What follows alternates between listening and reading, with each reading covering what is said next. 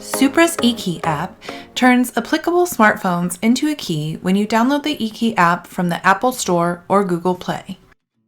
If you are going to a showing in a location with poor cellular service, don't worry, the phone and Keybox will still be able to connect through Bluetooth.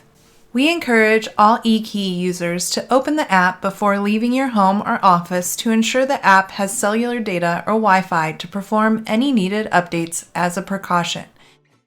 Now let's release the key container to obtain the key inside the Keybox. First, open the eKEY app. From your Supra home screen, tap the key symbol, Obtain Key. Enter your 4-digit PIN code.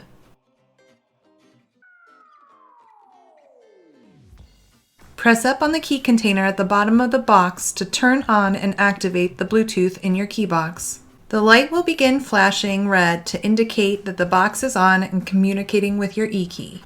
Success! Press up on the bottom of the Keybox to release the container.